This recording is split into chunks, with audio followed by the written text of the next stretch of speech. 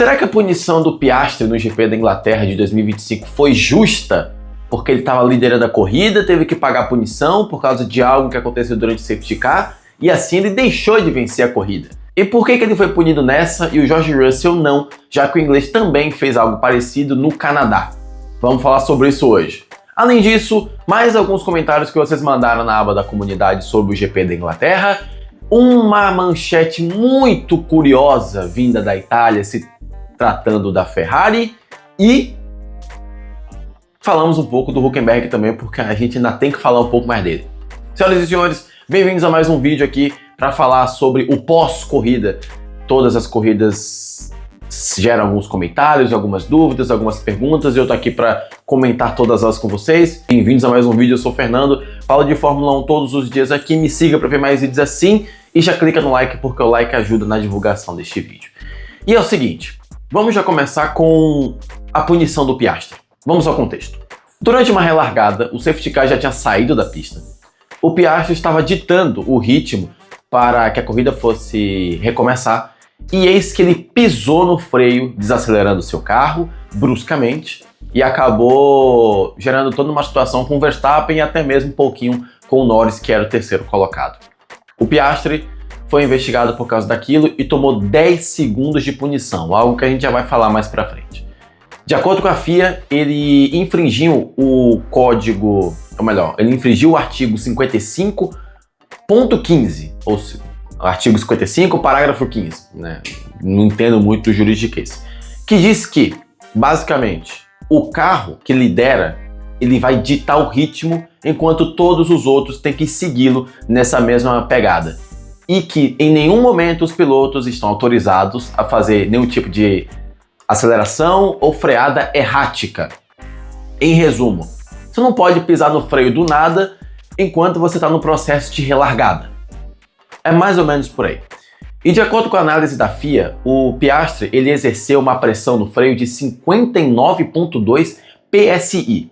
PSI que seria essa unidade de medida que eu pesquisei aqui, realmente tem a ver com pressão, mas eu não vou entrar em detalhes aqui porque eu não sou físico. Desacelerando de 200 km por hora para quase 50 e poucos quilômetros por hora. Foi uma desaceleração muito brusca em 3 segundos, fazendo com que o Verstappen, que estivesse logo atrás, tivesse que fazer uma pilotagem, aquela pilotagem que você sai da frente do perigo, evasiva, e assim evitando a colisão, colocando basicamente a culpa no Piastri, que teria pisado no freio de uma maneira exagerada, de uma maneira errática, tomou esses 10 segundos. Primeiro ponto, 10 segundos para isso. Eu sou o tipo de pessoa que tá assistindo um jogo de futebol, vejo uma falta perigosa, é amarelo, tchau. Não tem conversa. Agora, nesse caso, ao mesmo tempo que eu acho justo, eu acho um pouco pesado. Só que é pesado justamente por causa do grau de perigo da situação. Porque já que o Verstappen estava vindo atrás, numa situação de chuva, numa situação de muito spray, poderia ter batido na traseira do Piastri, o que não aconteceu, felizmente. Dito tudo isso também, o senhor Verstappen também não é muito inocente não, tá? Porque ele escapou da colisão, deixou o carro um pouco de lado e deixou rolar um pouco mais só para aumentar a situação, que ele não é bobo nem nada. Agora, voltando a falar sobre o que aconteceu no Canadá em relação ao George Russell, existe uma diferença. Enquanto o Piastri não tinha safety car e ele estava ditando o ritmo, o Russell tinha um safety car e estava obedecendo aquele delta de velocidade. Então ele acelerou, logo depois ele pisou um pouco no freio. E a desaceleração dele foi de 29 PSI. É metade do que aconteceu com o Piastri, saindo de 143 km por hora para 80 e poucos. Então, ao mesmo tempo que a do Piastri foi extremamente brusca e até mesmo mais surpreendente, a do Russell foi aquele meio termo ali de cartãozinho laranja. Assim, ele realmente pisou no freio numa suposta relargada, o que não foi, o safety car ainda estava lá. Ele pisou no freio durante o momento de safety car, porém, não foi tão exagerado quanto o Piastri. Ou seja, tem dados para mostrar isso, tem números frios para te mostrar que de fato existe diferença. Mas caso você queira continuar acreditando que eles só puniram o Piastri porque ele não é inglês, porque eles queriam dar vitória ao piloto da Inglaterra, Lando Norris, aí fica com você. Aí a teoria da conspiração é sua. Essa foi a diferença do porquê que o Piastri foi punido e o porquê que o Russell não foi punido na situação lá no Canadá. É exatamente isso. O Piastri também ficou bem bravo com essa situação, ficou se perguntando, ué, não pode mais pisar no freio durante uma relargada? Poder pode, Piastri, mas não desse jeito, não desacelerando de 200 para 50. Não é assim que funciona. Agora mudando de pau pra cacete, já diriam nós baianos. A Ferrari viu uma das melhores atuações do Hamilton nessa temporada, que foi novamente o Lewis na chuva, que era uma coisa que a gente já conhece há muito tempo, todo mundo sabe do quão bom o Hamilton é e o quão bom o Hamilton é na chuva. Pois bem, enquanto isso, o Leclerc teve uma das piores corridas da temporada.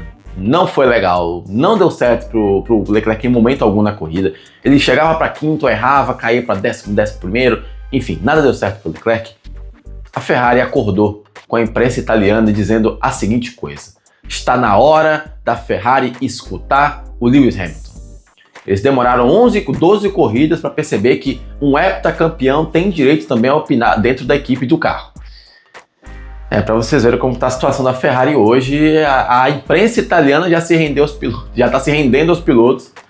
Finalmente todo mundo percebendo que, olha só, nenhum técnico dá certo no Manchester United. De quem é a culpa? Dos técnicos. Nenhum piloto consegue conquistar título na Ferrari. De quem é a culpa? Dos pilotos. Nunca da Ferrari, né?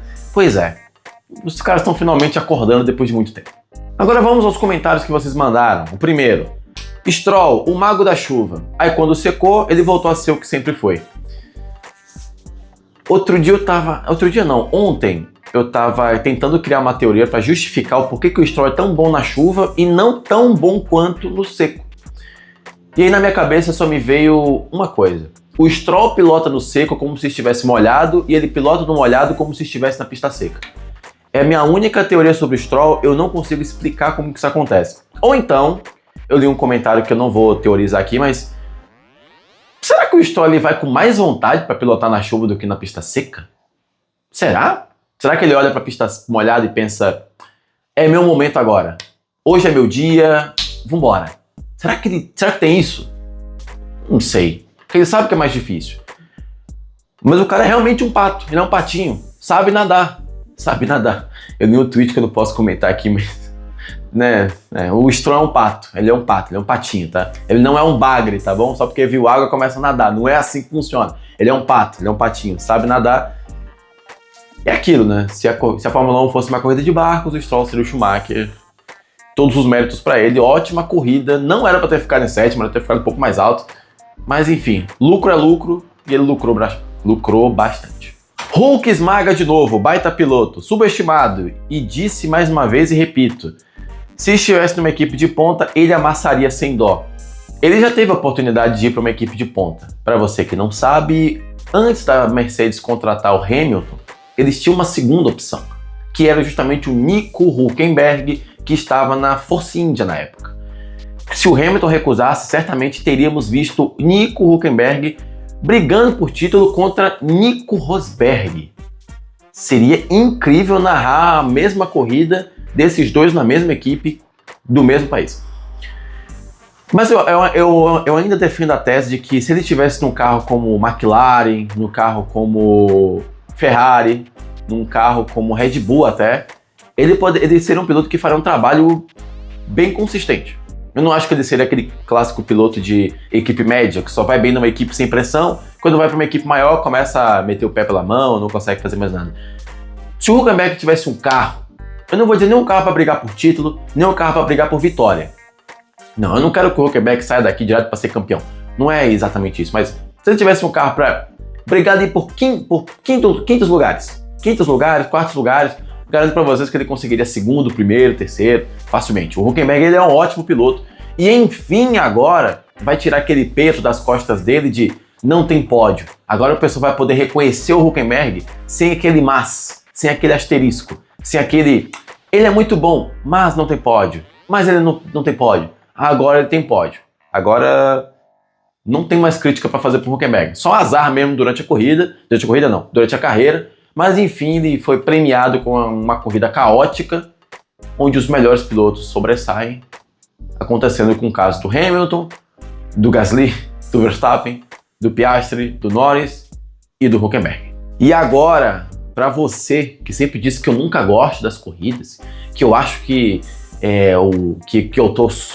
Como é que fala? Que eu tô hiperestimulado pelas redes sociais de vídeos curtos. Tá aqui o comentário, ó. Fácil, o melhor GP da temporada, ação, drama, batida, traição, injustiça, amor, superação e milagres. Facilmente um filme digno de Oscar. Melhor corrida do ano, e esse alemão aí pilota demais, imagina ele quando a Audi colher frutos. Pulando a parte do Hülkenberg, corrida foi excelente. Dito isso, eu ainda tô confuso até agora, durante a corrida. Foi muita coisa acontecendo. A corrida já tinha sido um caos e estava na 29ª volta ainda. Para organizar os pensamentos, eu precisei dormir um pouco para tentar trazer esse vídeo aqui para vocês. Mas sim, melhor corrida do calendário por enquanto. Por que eu digo por enquanto? Porque ainda tem o GP de São Paulo. A melhor corrida da história, todas as melhores corridas do ano são lá.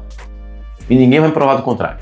É isso. Mas de fato, corridaça novamente. Por causa da chuva, por causa de briga estratégica, por causa de equipe fazendo maluquice, piloto batendo, tudo isso. O que nos leva a pensar que... E se... Não vou falar. Senhoras e senhores, esse foi o vídeo. Eu quero saber a sua opinião sobre isso tudo. Comenta aqui embaixo. Se gostou do vídeo, clica aqui no like e se inscreve para ver mais vídeos meus falando de Fórmula 1 com vocês. E eu vejo vocês no próximo vídeo aqui do canal. Para falar de Fórmula 1? Para falar de outra categoria? Será? Veremos.